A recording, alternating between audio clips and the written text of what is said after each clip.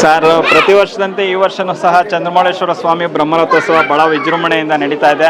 ನಾವು ಅಂದ್ಕೊಂಡಂಗೆ ಹೋದ ಸಲ ಸ್ವಲ್ಪ ಸಮಾಧಾನವಾಗಾದರೂ ಈ ಸಲ ಅತಿ ವಿಜೃಂಭಣೆಯಿಂದ ಜಾತ್ರೆ ಮಹೋತ್ಸವ ನಡೀತಾ ಇದೆ. ಸಕಲ ಭಕ್ತಾದಿಗಳೆಲ್ಲರೂ ಸಾಕಷ್ಟು ಸಂಖ್ಯೆಯಲ್ಲಿ ಬಂದಿದ್ದಾರೆ. ಈ ದೇವರು ಅವ್ರನ್ನೆಲ್ಲ ಕರ್ಸ್ಕೊತಾ ಇದ್ದಾನೆ. ಯಾಕಂದರೆ ಕರ್ಸ್ಕೊತಾ ಇದ್ದಾನೆ, ದೇವಸ್ಥಾನ ಪುನರ್ಜೀವನ ಮಾಡಬೇಕು, ಪುನರ್ ನಿರ್ಮಾಣ ಮಾಡಬೇಕು ಅನ್ನೋ ಸಂಕಲ್ಪ ಅವ್ರ ಮನಸ್ಸಲ್ಲಿ ತಟ್ಟಿದೆ. ಭಗವಂತ ಅವ್ರಿಗೆಲ್ಲ ತಲುಪಿಸಿದ್ದಾನೆ ಅನ್ನೋದು ಗೊತ್ತಿದೆ ನಮಗೆ. ಅದಕ್ಕೋಸ್ಕರ ಇವತ್ತು ಸಾಕಷ್ಟು ಜನ ಎಲ್ಲ ಭಕ್ತರು ಬಂದಿಲ್ಲ, ದೇವ್ರ ದರ್ಶನ ಮಾಡಿಕೊಂಡು ಪ್ರಸಾದ ಸ್ವೀಕೊಂಡು ಆಶೀರ್ವಾದ ಪಡೆದು ಹೋಗಿದ್ದಾರೆ. ಇದು ಮುಂದಿನ ವರ್ಷದಲ್ಲಿ ಅಭ್ಯುದಯವಾದ ಒಂದು ಭವ್ಯವಾದ ಮಂದಿರವನ್ನು ಕಟ್ಟಬೇಕು ಅನ್ನೋ ನಮ್ಮ ನಿರ್ಧಾರಕ್ಕೆ ಭಗವಂತ ಎಲ್ಲೋ ಒಂದು ರೀತಿ ಬೆನ್ನೆಲುಬಾಗಿ ನಿಂತ್ಕೊಂಡು ಕಾಪಾಡ್ತಿದ್ದಾನೆ ಅನ್ನೋದು ನಮ್ಮ ಒಂದು ನಂಬಿಕೆಗೆ ಬಂದಿದೆ. ಆದ್ದರಿಂದ ಈ ವರ್ಷ ಏನಾದ್ರಾಗಲಿ ದೇವಸ್ಥಾನನ ಶ್ರೀ ಚಂದ್ರಮೌಳೇಶ್ವರನ ಕೃಪಾ ಕಟಾಕ್ಷದಿಂದ ಅಭಿವೃದ್ಧಿ ಮಾಡಬೇಕು ಅನ್ನೋದೊಂದು ಸಂಕಲ್ಪದಿಂದ ಇವತ್ತು ವಿಜೃಂಭಣೆಯಿಂದ ರಥೋತ್ಸವ ಮಾಡ್ತಾ ಇದ್ದೇವೆ. ಎಲ್ರಿಗೂ ಬಂದಿರತಕ್ಕಂಥ ಭಕ್ತರಿಗೆ ಎಲ್ಲರಿಗೂ ಸಹ ತುಂಬ ಸಂತೋಷ ಆಗ್ತಾ ಇದೆ. ಅವರ ಒಂದು ಸಂತೋಷ, ಅವ್ರ ಮುಖದಲ್ಲಿ ಮೂಡಿರ್ತಕ್ಕಂಥ ಭಾವನೆಗಳೇ ನಮಗೆ ವ್ಯಕ್ತ ಆಗ್ತಾ ಇದೆ.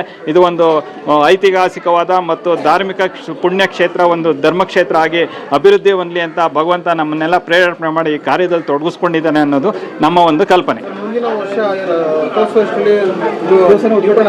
ಹೌದು, ಮಾಡಲೇಬೇಕು ಅಂತ ಒಂದು ನಿರ್ಧಾರ, ಭಗವಂತನ ಕೃಪೆ ಇದೆ, ಆಗುತ್ತೆ ಅನ್ನೋದು ನಮಗೂ ಒಂದು ಧೈರ್ಯ ಇದೆ.